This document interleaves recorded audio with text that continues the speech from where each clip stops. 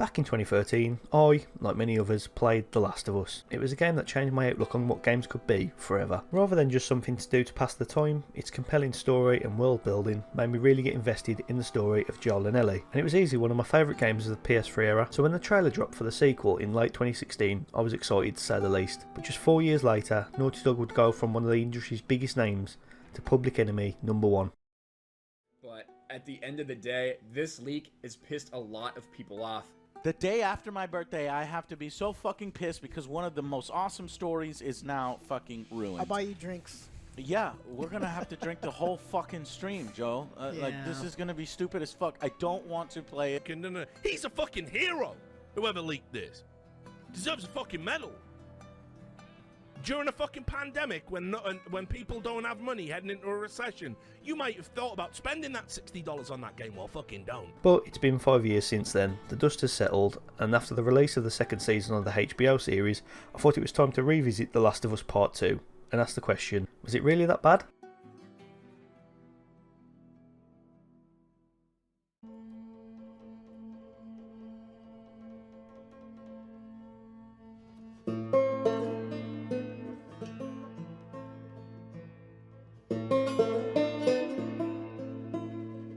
Before I get into the actual game, it's important to try to remember just how bad the backlash from the leaks was. You see, before the leaks happened, The Last of Us Part 2 was one of the most highly anticipated games of the past few years. From the cinematic and gameplay trailers, it looked insane in terms of graphics and gameplay, and the hype from the community couldn't have been any bigger. That was until late April of 2020. It's mad to think 5 years ago we were all sitting in lockdown due to COVID-19, but for fans of Naughty Dog it was about to get a whole lot easier, as The Last of Us Part 2 was set to release in May. That was until it was delayed until mid-June, probably due to the pandemic. Around the time the delay was announced, something big would completely destroy any sort of hype that was building for the game, as someone would leak tons of gameplay footage, cutscenes and basically the whole plot of the second game online. If you thought the GTA 6 leaks were bad, they had nothing on this absolute nuclear bomb that dropped in late April. Fans were not happy, especially with one major plot point in particular, that being the death of Joel, the main protagonist of the first game, who gets viciously murdered with a golf club. Please don't shoot. Joel, please get up! Hole in one! This happens in like the first hour of the game, which this might be an unpopular opinion, but I think this was a great decision for the developers to make. I think people forget about the world that The Last of Us is set in. There's no happy endings. Joel killed a lot of people and did a lot of bad things, especially during the end of the first game, so it was only a matter of time before his past caught up with him. The one thing I don't agree with though is how a lot of the trailers before the game's release showed Joel being a massive part of the game's story, then switching him with another character, like this guy. I forgot his name, it's like Jeff, James, Joey, fuck knows, but yeah, it's almost like they tried to do the Metal Gear Solid 2 thing, making it look like Snake was going to be the main character, but then revealing you'll actually be playing as Raiden through most of the game. That worked in MGS2, mainly because Raiden didn't beat the shit out of Snake with a golf club in the first hour of the game. Hole in one! The main reason people were upset with Joel's death was because of who he was killed by, that being Abby. Now I'm going to talk about Abby in our own section of this video, but yeah, there are a few reasons why this angered a lot of fans. But in Naughty Dog's defence, this was never the way they intended for people to find out about the plot, without all the context and having it spoiled for you without even playing the game. When everyone actually got to play it, we already knew what was coming, already hated Abby, and saw her as the antagonist in the game, straight from the start, which playing the opening chapter again, you can tell this was never the intention. But with all this being said, when June 19th, 2020 hit, I, like many other fans of the series, were willing to give the game a chance. Plus everyone was bored shitless in lockdown, so Naughty Dog could have released Uncharted 5, Drake now works at Halford selling spark plugs, and they still would have sold millions of copies. Back when it initially released, the whole experience of the game was definitely ruined because of everything that had happened, and even though I enjoyed it, I still didn't really take the story too seriously, and was part of the whole let's make fun of this shit story community that was online. But it's been 5 years, and a lot has happened since then. So here's what I think of it now.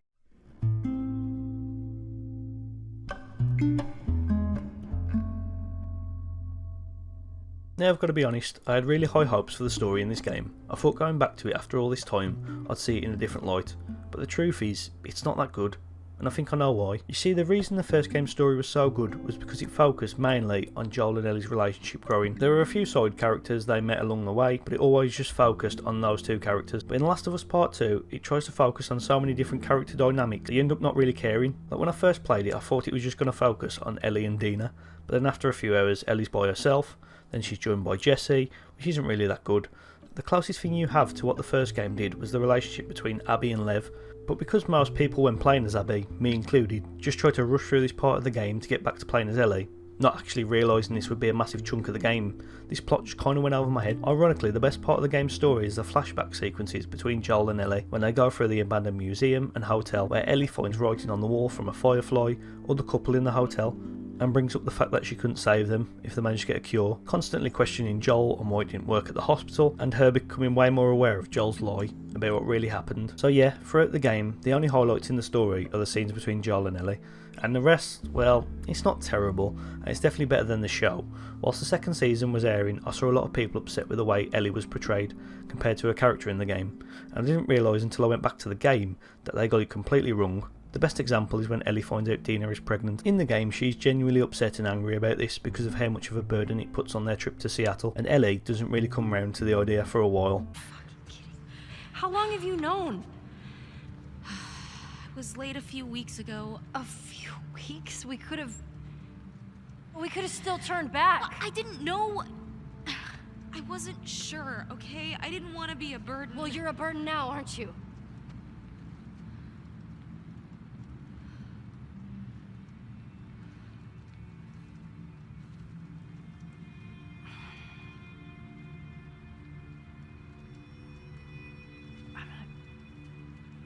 Make sure this place is secured.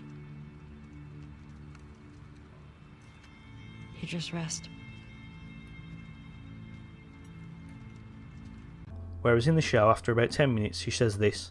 I'm gonna be a dad. What? Bro, what are you talking about, man? There are so many examples of them completely ruining the character of Ellie in the show, which isn't really the subject of this video, but I thought I'd bring it up because I was quite surprised on how differently that she's portrayed in the series. Overall, the story of Last of Us Part 2 could have been great. The last chapter of the game is special, and just shows how good at storytelling Naughty Dog really is. Because so many of the side characters are so lacklustre, it just feels like the game as a whole isn't that engaging as its predecessor.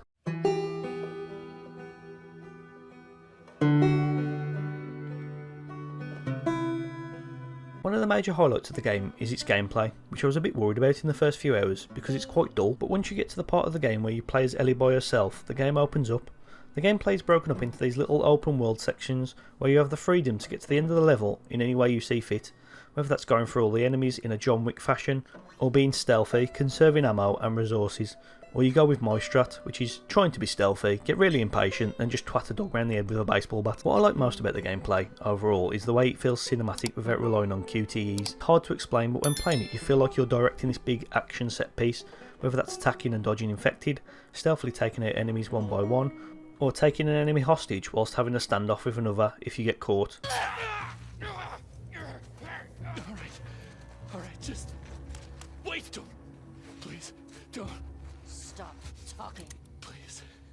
Oh God. Shut up.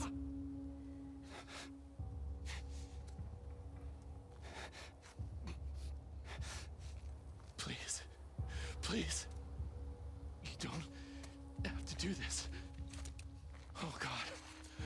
Wait a second.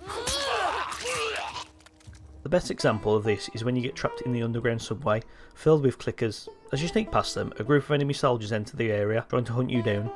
So what I did was chuck a bottle near the soldiers, which attracted the clickers to them, and I watched as the enemy soldiers started to panic by shooting at them, which attracted them even more. But then they got too close to me, and what ended up happening was this cool, completely natural event of me fighting off clickers, also fighting off the soldiers as well. And I like the fact that this wasn't scripted, and I could have completely avoided it by trying to be stealthy. The game is full of moments like this, where the outcome of each section can be completely unique depending on how you've decided to tackle it. The controls themselves aren't too bad. I did have a bit of trouble with locking onto the wrong enemy during melee combat. Overall it did seem a bit buggy, but other than that the game feels really good to play, with all the different weapons and equipment at your disposal, which all have their uses for the different scenarios you find yourself in, whether that be trying to hide from clickers by being super quiet whilst also being quick enough to hide from the soldiers or infected, or the sections with the enemy dogs, being able to follow your scent, meaning you have to constantly be on the move. I almost forgot to mention how the game never lets you feel like you can relax, constantly putting you on edge. Very early on you have a little jump scare as you're looking for supplies.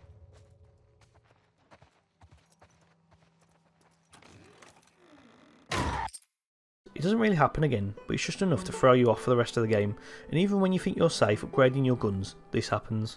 I got her. We're not going back, understand? Speaking of upgrades, this is the main reason for making sure you explore every inch of the game's world.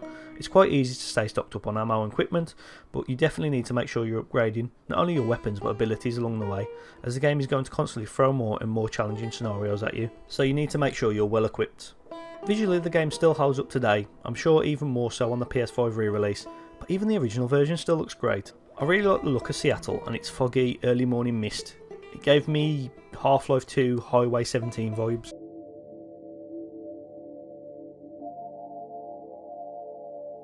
It really sets the tone of the game quite well. Naughty Dog are one of the developers that just gets the fact that all the small details are what makes the game world feel real. Whether that's the snow falling off a tree as you knock into it, or the way the glass breaks, all these little details is what sets apart the visuals in games like this and Red Dead 2 to other AAA experiences. Overall, even though the game really lacks what made the first game special in the story department, it really makes up for it when it comes to gameplay and visuals.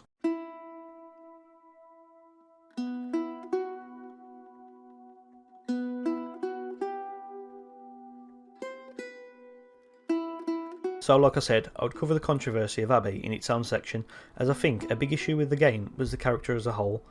And look, a major part of that was the leaks. They really didn't help portray her in the best light. But I also think Naughty Dog didn't really do the best job at making her anything more than the antagonist. You see, the game tries to portray Abby as being just the same as Ellie. Both are out for revenge after losing their father, but because of how Abby is introduced to the story, the player has no choice but to hate her and not have any sympathy for her whatsoever.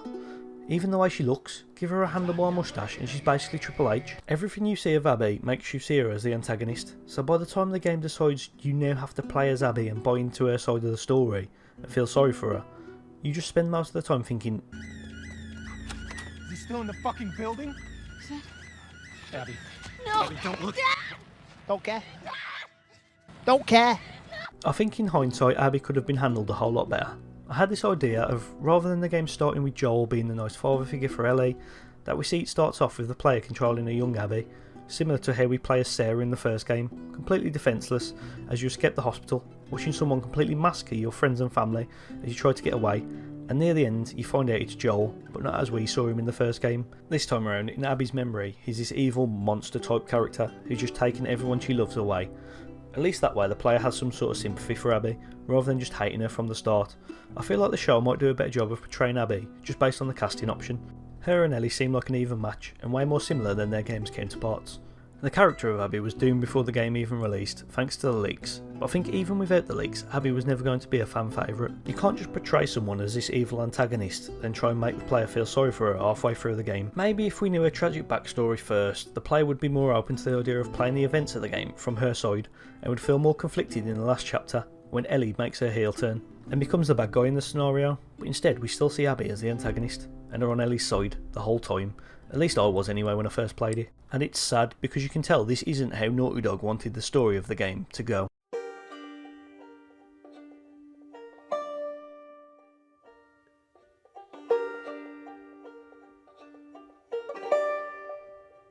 So it's been 5 whole years since the release of The Last of Us Part 2, and have my opinions of it really changed? Well, not really. I still think the story was lacking, what made the first game great. The way they handled the character of Abby really doesn't work. Even though I knew I'd play as her for a large chunk of the game, it didn't mean I enjoyed it any more than I originally did. But what I will say is I forgot how intense and fun the gameplay was. I definitely enjoyed going back for it just based on gameplay alone. In conclusion, The Last of Us Part 2 isn't a bad game, it's nowhere near that title. For the majority of it, it's perfect and one of the best games of the PS4 era. But the reason the original was so good and is still remembered so fondly was because of how good the story was, and that just seems to be missing, and I think that even shows in the HBO series. Just look at how positive the response was to the first season from fans and newcomers alike, to the lacklustre response the second series had. Overall, I look back on The Last of Us Part 2 as the game that was almost perfect, but sadly made so many confusing choices in its story that dampened the whole experience.